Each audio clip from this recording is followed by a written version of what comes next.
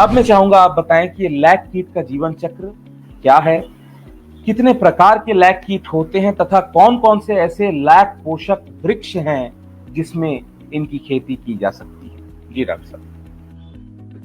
जी सिद्धार्थ जी, साथियों, कीट के बारे में बात करें, जो कैरियर लैक का इंसेक्ट है, ये जब सामान्यतः इसकी जीवन चक्र की हम बात करें, दो तरीके का इंसेक्ट है। एक रंगीनी लैक हम इसको बोलते हैं और दूसरा कुसुमी लैक है। सामान्य भाषा में बात करें तो रंगीनी लैक जो होता है उसकी जीवन चक्र जो है 4 और 8 महीने का होता है। यानी जुलाई में हम उसको लगाते हैं पौधे की टहनी पे और वो अक्टूबर में उसको हम हार्वेस्ट कर लेते हैं और फिर अक्टूबर में हम पुनः जो है दूसरी टहनी पे लगा देते हैं, तो फिर उसको हम जुलाई में हार्वेस्ट कर लेंगे। 4-8 महीने, यानी शुरू का क्रम 4 महीने का, उसके बाद दूसरा क्रम 8 महीने का इसको जो है। और दूसरा जो कुसुमी लाख है वो सामान्यतः 7 महीने और 5 महीने का जीवन, यानी जुलाई में आप लगाते हैं तो जनवरी में काटते हैं और पुनः जनवरी में आप दूसरे पेड़ पे फिर ट्रांसफर करेंगे तो आप उसको फिर जुलाई में हार्वेस्ट कर लेंगे। यानी ब्रेक नहीं होना है। एक दो तरीके के वृक्ष दो साइड में आपको रखने हैं, दो पौधे रखने हैं। एक पौधे की टहनी पे पेड़ लगाया, जैसे आपने कीड़ा छोड़ा आपने और वो कीड़ा उसके बाद ट्रांसफर कर दिया आपने। ये टहनी जो आपको मैं दिखा रहा हूँ, इसमें कीड़े जो है निकलते हुए दिखाई देते हैं। जुलाई के महीने में जो है कीड़े इसमें से निकलने लगेंगे। अगर रंगीनी लैक है तो उसमें भी निकलेंगे, कुसुमी लैक से भी निकलने लगते हैं। तो बीहन लाख, इसको हम ब्रूड लैक बोलते हैं। इसी के अंदर से नए नए बच्चे बहुत छोटे छोटे होते हैं, माइन्यूट निकलते रहते हैं। जब हम निकलने लगते हैं तो सिकेटियर के मदद से हम इसकी शाखा को काट लेते हैं। काटने के बाद क्या है कि नायलॉन की जाली होती है, उसमें हम इसको डाल करके, चूंकि इसमें कुछ शत्रु कीट भी होते हैं तो उसको हम नायलॉन की जाली में प्रोटेक्ट कर लेते हैं ताकि उसमें शत्रु न निकल पाए, केवल लैक कीट ही निकल पाए। और एक छोटी सी मुलायम टहनी हम रख देते हैं जिसमें हम बांध देते हैं। तो बांधने के बाद जो है वो कीट 15 दिन के अंदर ट्रांसफर हो जाते हैं पेड़ों पे, टहनियों पे। जैसे ही ट्रांसफर हो जाते हैं हमको इस फुंकी लाख, जो बची कुची लाख है, इसको हम खोल लेते हैं और इसको स्क्रैप करके फिर हम अपने प्रोसेसिंग में इसको ले लेते हैं। यानी आपका कीड़ा का जनसंख्या अब जीवन चक्र वो शुरू हो गया। तो दो तरीके के जो है जीवन चक्र है, दो तरीके की लाख है। अब जो रंगीनी और कुसुमी में थोड़ा सा डिफरेंस है, मैं आपको समझा देता हूँ कि जो रंगीनी लाख है उसका उत्पादन ज्यादा होता है, जो 4-8 महीने की फसल है। और इसके पोषक वृक्ष कौन कौन से हैं? पलास पे आप कर सकते हैं, बेर पे आप कर सकते हैं, फ्लेमेंजिया पे आप कर सकते हैं, पीपल पे आप कर सकते हैं, गलवान पे आप कर सकते हैं, खेर पे आप कर सकते हैं। तो और कुसुमी जो है, जो लाख होती है, वो उसका उत्पादन कम होता है लेकिन क्वालिटी ज्यादा अच्छी होती है और उसका मूल्य ज्यादा अच्छा मिलता है। और 1 नंबर की लाख आपकी वो जो है कुसुमी लाख मानी जाती है। उसको किस में कर सकते हैं? कुसुम प्लांट, जिसको स्लाइचेरिया ओलिवोसा बोलते हैं, उसको उस पे आप कर सकते हैं, बेर पे आप कर सकते हैं, फ्लेमेंजिया सेमियालाता पे आप कर सकते हैं। तो बेसिकली 3 जो है, जो मुख्य हमारे पोषक वृक्ष हैं, इस पे अगर आप करते हैं तो एक अच्छा उत्पादन आपको मिल जाएगा। ये दोनों लाखों में क्या बोलते हैं, जो बेसिक जो है, जो बात है, जो कुसुमी लाख की क्वालिटी होती है, विश्व की सबसे अच्छी लाख आपकी मानी जाती है। अगर हम रंगीनी की बात करें तो रंगीनी भी लाख हमारी अच्छी है, प्रोडक्शन ज्यादा होता है लेकिन इसको मूल्य थोड़ा सा कम मिलता है। जो थाईलैंड की लाख है, वो थाईलैंड की लाख से कई लाख गुना ज्यादा अच्छा हमारी भारत की लाख मानी जाती है। इसकी तस्करी भी इसीलिए होती है कि भारत की लाख जो है यहाँ से जाती है और थाईलैंड की लाख में कन्वर्ट करके विदेशों को सप्लाई की जाती है। कुछ बांग्लादेश वगैरह जैसे कंट्री है, कुछ वहां से निर्यात होता है, तो वो लोग क्या करते हैं कि हमारे यहाँ से नहीं खरीदते, बांग्लादेश यहाँ से जाता है और फिर बांग्लादेश एक्सपोर्ट होता है। यानी इसकी पूरी कहानी अगर आप देखें तो बड़ा तस्कर गिरोह जो है, इसमें बहुत ब्लैक मार्केटिंग होती है। इसका प्राइस जो है 200-300 रुपए किलो जो है, बीहन लाख का मान करिए, छिली लाख का 300 रुपए किलो के समय वर्तमान में चल रहा है। और कभी कभी ये 1200-1500 रुपए चला जाता है। यानी जब लाख के चूंकि इतने संसाधन बनते हैं, इतने सामान्य बनते हैं, तो इसमें इसका मूल्य बहुत ज्यादा हाइक कर जाता है। तो इसमें भी बहुत ज्यादा संभावनाएं हैं और बहुत ज्यादा स्कोप है। तो करने का कुल मिला के पोषक वृक्षों की बात करें तो ये जो पोषक वृक्ष है, इस पे उत्पादन की अब हम बात कर लें, किस पे कितना उत्पादन लेता है। तो अगर हम फ्लेमेंजिया सेमियालाता की बात करें तो ये पौधा क्या बोलते हैं, अगर कुछ ऐसे किसान हैं जो कि अभी चाहते हैं कि तत्काल हमको लाख लगानी है तो हम किस पे करें, तो उसके लिए हम लोग फ्लेमेंजिया सेमियालाता जो है रिकमेंड करते हैं कि ये 1 साल में ही बड़ा हो जाता है, 1 साल के बाद इसमें आप लाख लगा सकते हैं।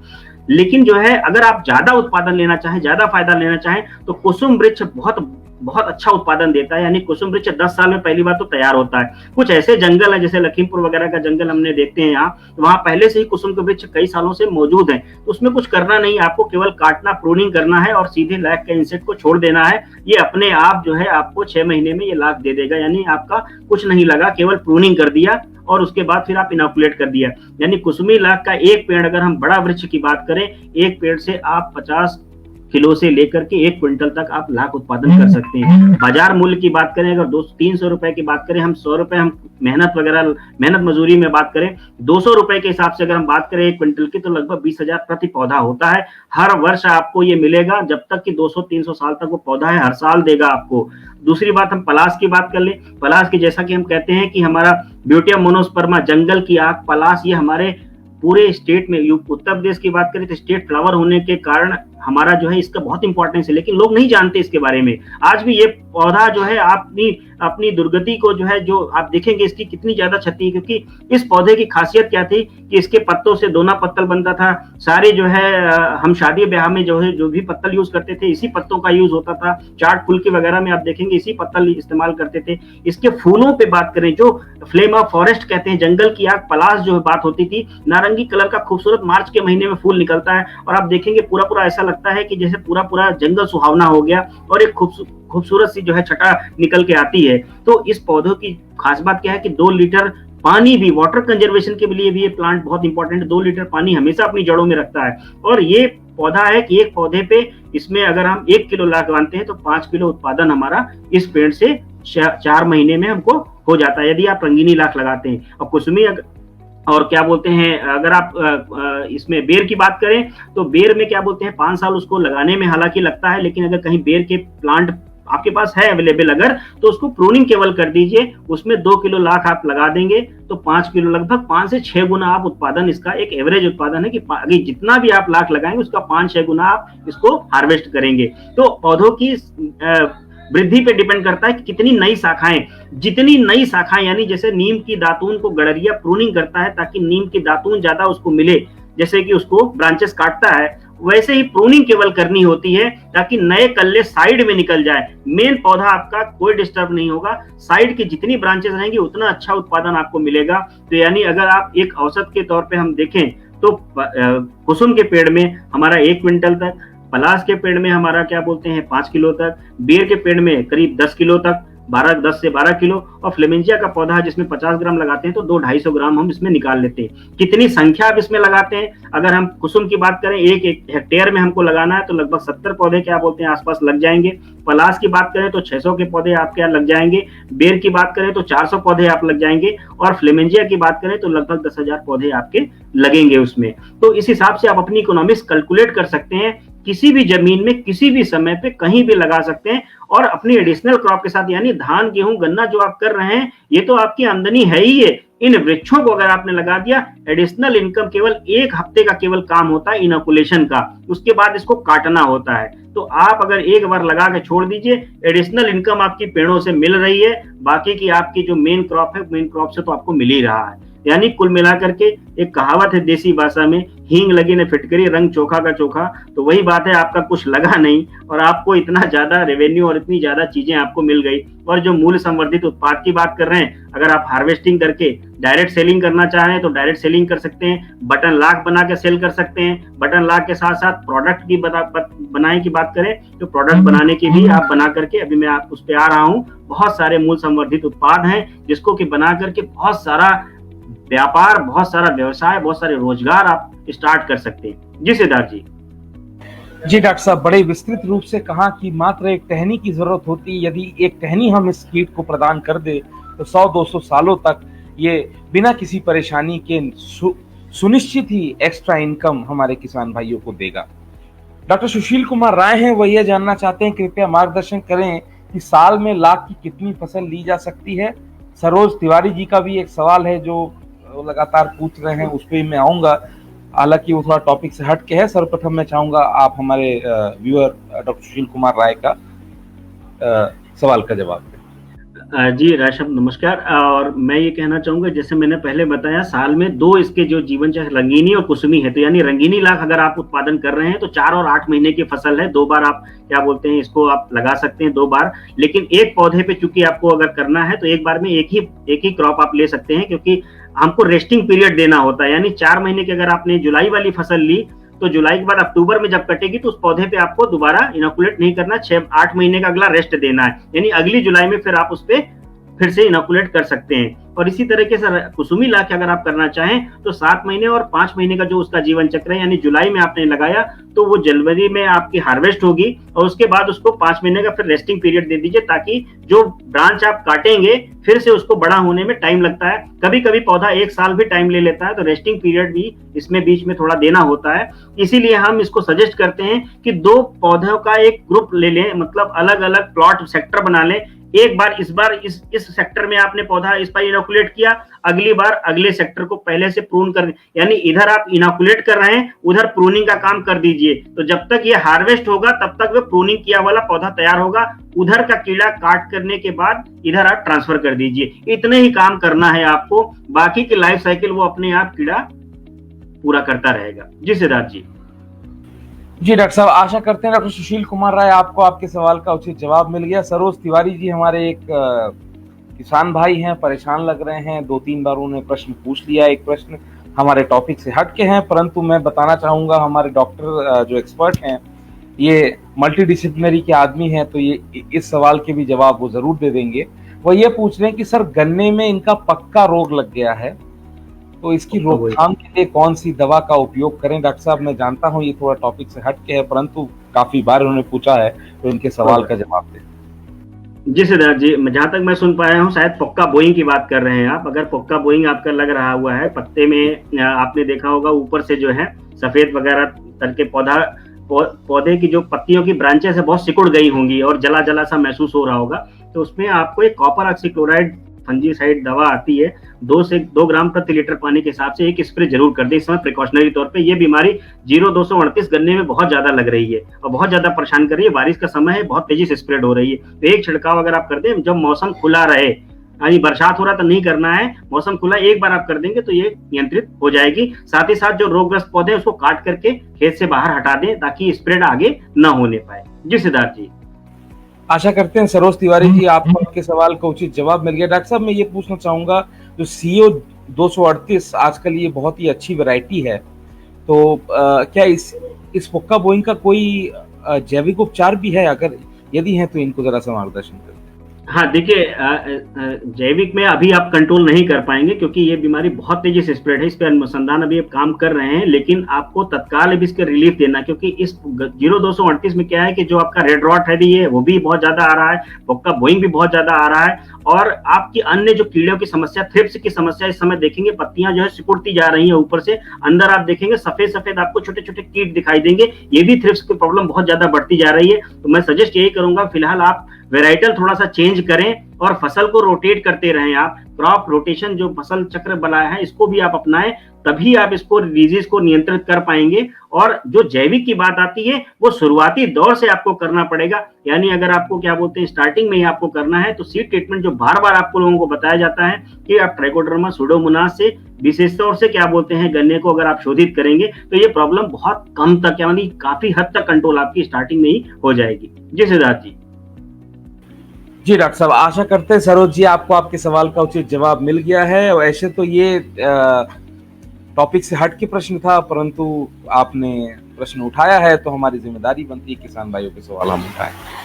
तो इसके बाद मैं आपसे कहना चाहूंगा, आवेद अहमद खान हैं, ये भी एक हमारे व्यूअर हमारे साथ जुड़े हैं, वो बोल रहे हैं कि सर मैं आवेद अहमद खान उत्तर प्रदेश श्रावस्ती से हूँ, क्या मैं अपने यहाँ जंगल में ये लगा सकता हूँ क्या?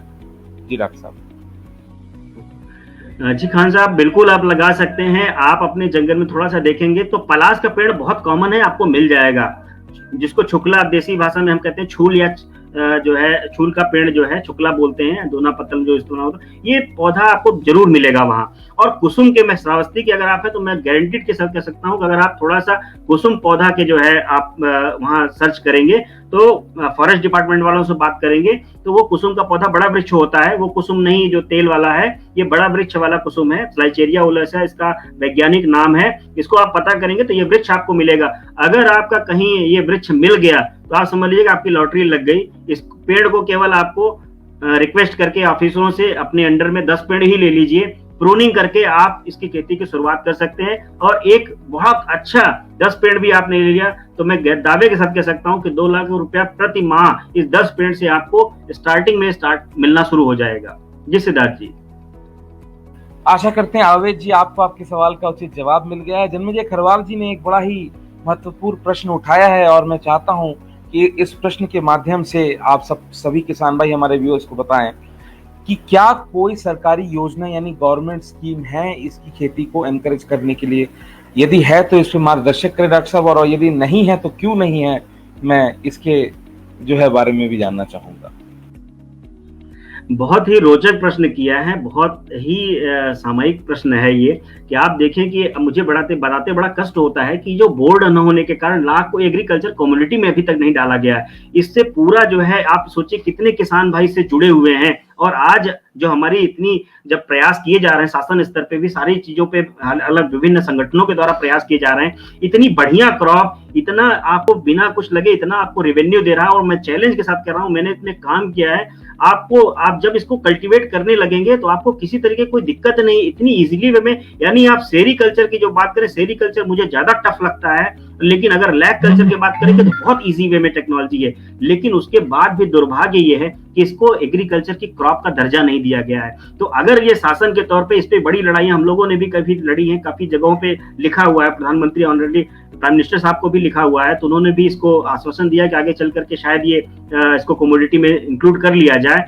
तो क्योंकि अगर कमोडिटी में इंक्लूड हो जाएगा तो लोन वगैरह का जो प्रॉब्लम्स है वो लोन वगैरह फिर सैंक्शन होने लगेगा किसान भाइयों को, यानी कोई किसान भाई इससे जुड़ा कोई काम करेगा तो उसको लोन वगैरह मिलने लगेगा। लेकिन अभी तक वर्तमान में भी कुछ छत्तीसगढ़ सरकार ने कुछ इनिशिएटिव लिया है जिसको कृषि के इक्विवेलेंट तो अभी बात कही है कि शायद वो दर्जा दे रहे हैं, लेकिन अगर जिस दिन क्या बोलते हैं ये इंक्लूड हो गया उसके बाद आपकी सारी, क्योंकि बैंकिंग वगैरह जब तक ये कृषि में नहीं आएगा तब तक क्या बोलते हैं इसको जो है लोनिंग वगैरह नहीं, अभी अपने स्तर से ही प्रयास करने पड़ेंगे। लेकिन मैं आप लोगों से जरूर एक रिक्वेस्ट करूंगा, सभी किसान भाइयों से रिक्वेस्ट करूंगा कि आपके जो भी संपर्क हैं, जो भी प्रशासनिक अधिकारी हैं, एडमिनिस्ट्रेटिव लेवल है, आप भी अपने स्तर से लोगों को ये इसके बारे में कहें कि क्यों ये कृषि में सम्मिलित नहीं है, ताकि अगर आप इसको अगर सम्मिलित कर लिया जाए तो कितने किसान भाइयों को इससे भला हो सकता है, कितना इससे उद्यम खड़ा हो सकता है और इसके लिए एक रास्ता नया खुल सकता है। तो एक चर्चा का विषय है और मैं समझता हूँ, मैं उम्मीद करता हूँ कि डिफरेंट फोरम से अगर ये बात उठेगी तो निश्चित तौर पे जो हमारे नीति निर्धारक हैं या जो भी प्लानिंग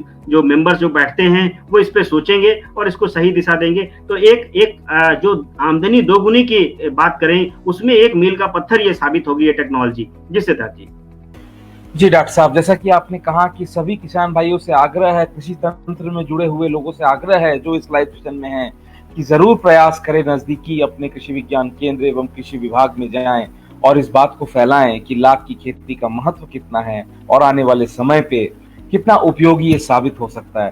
राजन मधेशिया जी हैं गोरखपुर से, इन्होंने भी एक बड़ा रोचक प्रश्न पूछा है।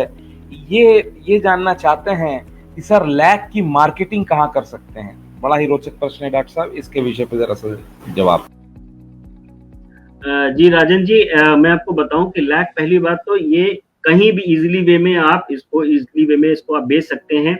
जितने भी दिल्ली के व्यापारी हैं, आप सोचिए कि 4 स्टेट क्रॉस करके वो झारखंड जाते हैं, वहां से लाख लेने आते हैं, और हमारे यहाँ यूपी का बीच में कई स्टेट बिहार को भी क्रॉस करके जाते हैं और वहां से लोग लाख, क्योंकि इतनी इंडस्ट्री लगी हुई है, इतना उनको कच्चा माल चाहिए, यानी इसकी आपूर्ति देने के लिए उनके पास। अगर आप इजिली वे में, अगर आप राजस्थान वगैरह या जहां से भी आप बिलोंग करते हैं, अगर आप अपने स्टेट में करने जाए, पहली बात तो मैं आपको बताऊं कि एक छोटी सी इसकी यूनिट है, आप उसमें जो है एमएसएमई सेक्टर्स में आप उसमें एमएसएमई डिपार्टमेंट से मिल करके इसकी प्रोसेसिंग यूनिट लगा सकते हैं। 18 और 19 लाख रुपए की यूनिट आती है, एक बार इसकी प्रोसेसिंग यूनिट लगा लिया तो आपका ये जो लैक है इसको प्रोसेस करके डिफरेंट टाइप के आइटम आप बना करके कई सालों तक आप उस आइटम को बेचते रहिए, यानी खराब होने वाली चीज नहीं है। तो आप वैल्यू एडेड प्रोडक्ट पे अगर आप जाएं तो उस पर आप एक काम कर सकते हैं, और डायरेक्ट अगर आप बेचना चाहें तो आपके दिल्ली में बहुत सारे व्यापारी हैं जो सर्च करते हैं, और भारतीय प्राकृतिक गोंद एवं राल अनुसंधान संस्थान है लखनऊ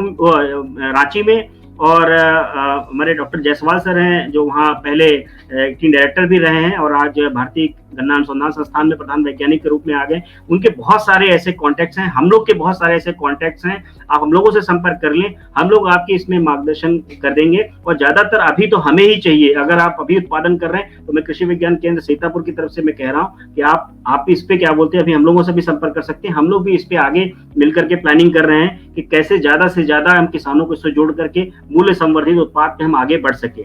जी सिद्धार्थ जी। जी डॉक्टर साहब, आशा करते हैं कि आपको आपके सवाल का उचित जवाब मिल गया है। राजन मधेशिया जी।